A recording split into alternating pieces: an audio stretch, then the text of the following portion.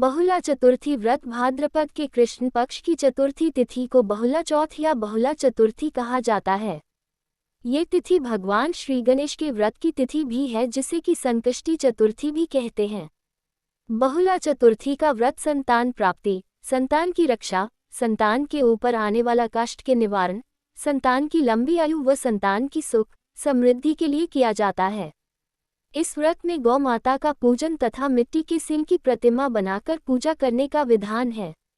आइए बहुला चतुर्थी व्रत कथा सुनते हैं। द्वापर युग में जब भगवान विष्णु का कृष्णावतार हुआ, तब उनके सहायक के रूप में देवी देवताओं ने भी गोपियों का रूप लेकर अवतार लिया। गौ शिरोमणि कामधेनु भी बहुला नाम की गाय बनकर नंद बाबा की गौशाला में आ गई।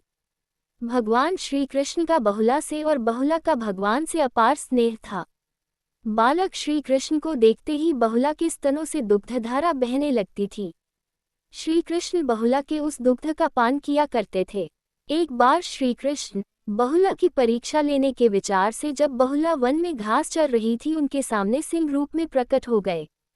बहुला सिंह को देखकर भयभीत हो गई और कांपने लगी, लेकिन हिम्मत करके सिंह से बोली, हे वनराज, मेरा बछड़ा भूखा है, वह मेरी प्रतीक्षा कर रहा होगा, अतः मुझे जाने दो, मैं उसे दूध पिलाकर तुम्हारे पास आ जाऊंगी, तब मुझे खाकर अपनी भूख मिटा लेना। सिंह ने कहा कि सामने आए आहार को कैसे जाने दूं, तुम वापस नहीं आए तो मैं भूखा ही रह जाऊंगा। बहुला ने सत्य और धर्म की शपथ लेकर कहा कि मैं अवश्य वापस आऊंगी। बहुला की शपथ पर विश्वास करके सिंह ने बहुला को जाने दिया। बहुला अपने बछड़े को दूध पिलाकर अपने वचन की रक्षा हेतु सिंह के पास वापस आ गई। बहुला की सत्यनिष्ठा को देखकर श्री कृष्ण अत्यंत प्रसन्न हुए और अपने वास्तविक स्वरूप में आकर कहा कि बहुले, तुम मेरी परीक्षा में सफल हुई। अब से भाद्रपद चतुर्थी के दिन गौ माता के रूप में तुम्हारी पूजा होगी। तुम्हारी पूजा करने वाले को धन और संतान का सुख मिलेगा। बहुला भगवान श्री कृष्ण का आशीर्वाद प्राप्त कर अपने घर लौट आए और अपने बछड़े के साथ आनंद से रहने लगी। बहुला चतुर्थी व्रत की प्रचलित कथा आइए ये भी सुनते हैं। किसी ब्राह्मण के घर में बहुला नामक एक गाय थी। बहुला का एक बछड़ा था। बहुला को संध्या समय में घर वापस आने में देर हो जाती तो उसका बछड़ा व्याकुल हो उठता था। एक दिन बहुला घास चरते हुए अपने झुंड से बिछड़ गई और जंगल में काफी दूर निकल गई। जंगल में वह अपने घर लौटने का रास्ता खोज रही थी कि अचानक उसके सामने एक खूंखार सिंह आ गया। शेर ने बहुला पर झपट्टा मारा। तब बहुला उससे विनती करने लगी कि उसका छोटा सा बछड़ा सुबह से उसकी राह देख रहा होगा।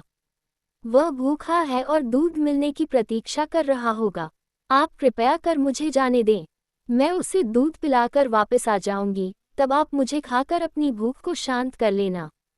सिंह को बहुला पर विश्वास नहीं था कि वह वापस आएगी।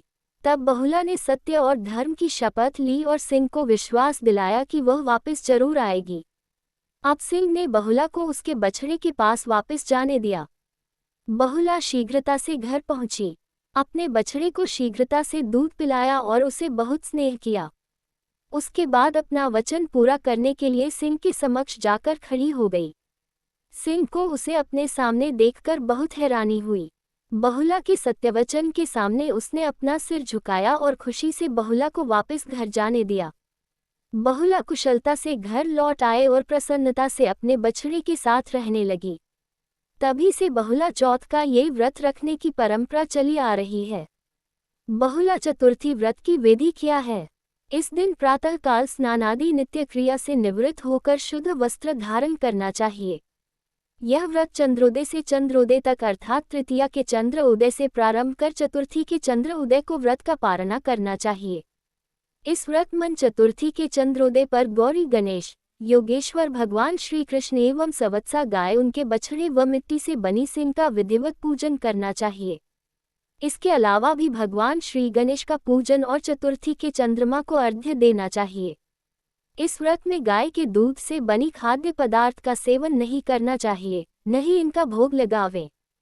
अनेक प्रकार के पकवान बनाकर या सत्तू, पपड़ी का भोग लगाएं और गौ माता को खिलाएं। उसी प्रसाद को सभी को बांटे, ब्राह्मण को दे तथा कथा श्रवण कर ब्राह्मण भोजन, ब्राह्मण दक्षिणा देकर ब्राह्मण को प्रसन्न कर आशीर्वाद लेकर उसी प्रसाद में से स्वयं भी भोजन करना चाहिए। पूजन के बाद निम्न श्लोक का पाठ किया जाता है। बोलिए मेरे साथ। या पाल्यन्त्यनाथांश्च परपुत्रान् स्वपुत्रवत् ता धन्यास्ताः कृतार्थश्च तास्त्रियो लोकमातरः।